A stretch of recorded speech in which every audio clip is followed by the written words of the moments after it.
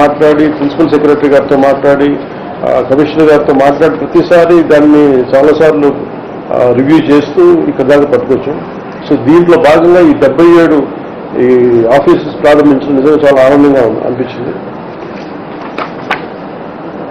ఈ ప్రతి పంచాయతీ ఈ కార్యాలయం నుంచి చాలా సేవలు అందిస్తారు. ప్రతి సేవ మన పౌర సేవలు విస్తృతంగా ప్రజలకు చేరేందుకు మార్పు దోహదపడుతుంది. ప్రతి పంచాయతీ స్వతంత్రంగా వ్యవహరిస్తూ ప్రజల అవసరాలను తీరుస్తూ స్థానిక సంస్థల దగ్గర సాధ్యం కాని పనులకు మాత్రమే ప్రభుత్వాలపై ఆధారపడేలా బలోపేతం చేయాలని ఈ సంస్కరణలు తీసుకురావడం జరిగింది.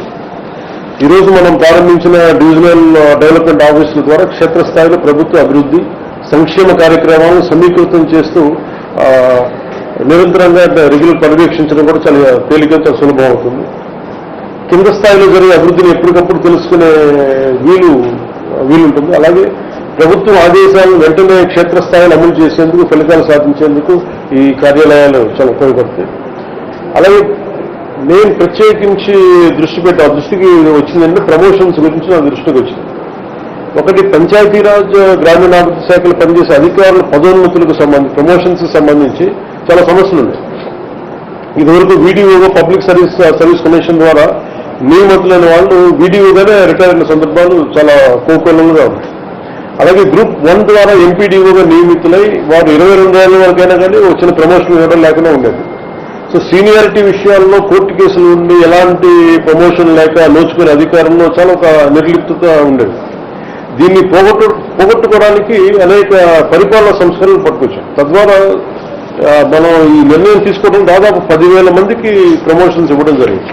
ఇది చాలా పారదర్శకంగా నేను అధికార యంత్రాంగాలందరికీ పేషీలు కూడా ఒకటే చెప్పాం, ఉన్నతాధికారులందరికీ ఎక్కడ కూడా ఎవరికైతే ఇది రాజకీయ నాయకులకి సంబంధం లేకుండా లేదంటే ఎలాంటి ఇబ్బందులు లేకుండా మీకు అత్యంత పారదర్శకంగా చేయడం చెప్పి చాలా బలమైన మెసేజ్ ఇవ్వడం జరిగింది.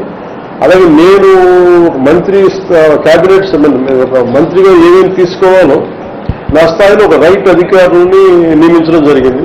ఎక్కడ కూడా సిఫార్సులకి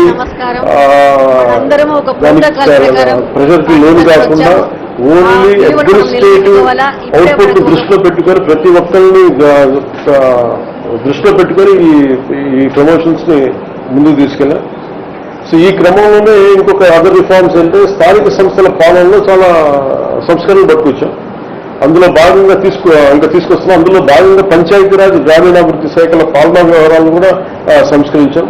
ఉదాహరణకు ఉద్యోగుల సర్వీస్ మ్యాటర్స్ ని చాలా ఫాస్ట్ ట్రాక్ లో చేసాం, వేగవంతం చేశాం. అలాగే జిల్లా పరిషత్ విభాగాన్ని జిల్లా పంచాయతీ విభాగాన్ని ఏకీకృతం చేయడం, జిల్లా పంచాయతీ అధికారి స్థాయిని డిప్యూటీ డైరెక్టర్గా పెంచడం, ప్రతి డివిజన్లో డివిజనల్ డెవలప్మెంట్ ఆఫీసర్ కార్యాలయాన్ని ఏర్పాటు చేసి పంచాయతీరాజ్ గ్రామీణాభివృద్ధి శాఖలను అన్ని విభాగాలను ఈ కార్యాలయాలను ఏర్పాటు చేసాం.